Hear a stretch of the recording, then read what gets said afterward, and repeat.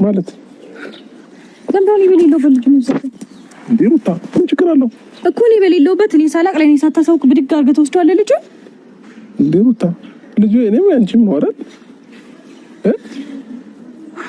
ተረጋጊ እንጂ በመጀመሪያ የት ወሰድኩት? የትም እኮ ወሰድኩት ማለት እንዴ? ለምን ነው ስልክ ማታነሳው? ስደውልልሽ እንዴ ቪዲዮ እየቀረጽን ስለነበር አላየሁትም። ስልክ መደወሉንም ሳይለንት ነው ሲጀመር። እንዴ እሺና እንደዚህ አስደነግጠሽ ምንድነው ነው ለቀቀው እንዴ? ሩታ ያማል አይደለ? ምንድነው የሚያመኝ? ምን ችግር አለው? ጀመር ጤነኛ አይደለም። ምን ችግር አለው? ማለት ነው መተው ወሰድኩ ዝም ብለህ ብድግ አድርገህ ትወስዳለህ እንዴ? እንዴ ሩታ ተረጋጊ እንጂ። ለምን እንዴት ነው መረጋጋት? እንዴ አባቱ እኮ ነኝ። ይሁን እንደሆነስ አባቱ ይሁን እንደሆነ ያለ እኔ ፍቃድ ያለ እናቱ ፍቃድ ምንም ነገር ሳላቅ ብድግ አድርገህ መውሰድ ትችላለህ እንዴ? ምን ችግር አለው? ቆይ በደንብ ችግር አለው። ለምን? ምክንያቱም በደንብ ችግር አለው እንዴ? እቃ ነው እንዴ?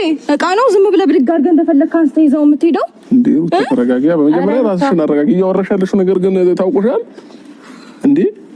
አንተ ሲጀመር አንተ ጤነኛ አይደለም። አምሮ ልክ አይደለም። ይሄ ልጅ ላንቺም ለኔም ልጃችን ነው እኮ አይደል? ተረጋጋው። እኮ ለሁለታችንም ልጃችን ነው አይደል? አይደለም። ስለዚህ አንቺ እንደምታስቢለት ምንም አስበለት አታውቅም። አታስመስል። አንተ ልጁን የምትፈልገው ይሄ ልክ እንደ ይሄ ለመንከባከብ ምናምን አይደለም። ሾው ለማድረግ ነው የምትፈልገው ልጁን ሾው ለማድረግ። አንተ ሪል አባት ሆነህ አታውቅም። ሩታ ግን ጤነኛ ነሽ? ያማታል እንዴ? ሩታ ተረጋጊ እንዴ ከኔ ጋር እንጂ የሆነ ከወንበዴ ጋር ያረክሻት መሰለሽ እኮ ከአባቱ ጋር ነው አይደል ያለው? ከአባቱ ጋር ነው አይደል ያለው?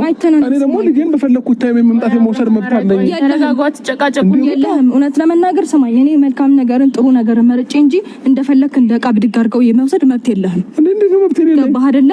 አስፈላጊም ከሆነ ደግሞ በፊት የሄድንበትን ሂደት መሄድ እንችላለን። አያቅተኝም